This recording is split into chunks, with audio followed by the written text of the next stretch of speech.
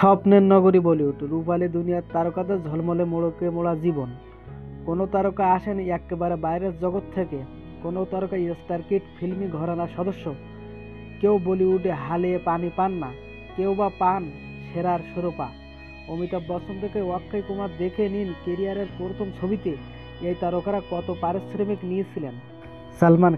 সালমান খানের প্রথম ছবি বিবি হো তো আইসি, এই ছবিতে কাজ করার জন্য নাকি প্রতি মাসে 1500 টাকা করে পারিশ্রমিক পেতেন সালমান খান।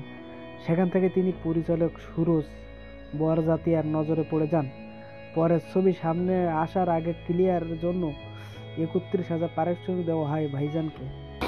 অমিতাভ বচ্চন 1969 সালে মৃণাল সেনের জাতীয় পুরস্কারপ্রাপ্ত ছবি ভূষণ সোম এ ভয়েস ন্যারেটর হিসাবে কাজ করেছিলেন অমিতাভ বচ্চন।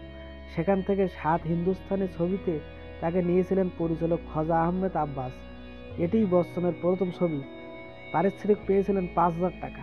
ঋত্বিক রোশন মাত্র 6 বছর বয়সে প্রথম অভিনয় ঋত্বিক রোশনের 1980 সালে ওম প্রকাশের আশা ছবিতে কাজ করেছিলেন ছোট্ট ঋত্বিক রোশন। ছবিটির জন্য তিনি পারিশ্রমিক পেয়েছিলেন মাত্র 100 টাকা। অক্ষয় কুমার প্রথম ছবি 1991 সালে রাজ সেফটির সৈগন্ধ ডেবিউ ছবির জন্য মাত্র 5,000 টাকা পারিশ্রমিক পেয়েছিলেন এই নায়ক। সিদ্ধার্থ মালহোত্রা প্রথম ছবি স্টুডেন্ট অব দ্য ইয়ার এর জন্য 1,10,000 টাকা পারিশ্রমিক নিয়েছিলেন এই জনপ্রিয় নায়ক। টাইগার শ্রফ প্রথম ছবিতে 1 কোটি টাকারও বেশি পারিশ্রমিক পেয়েছিলেন তিনি।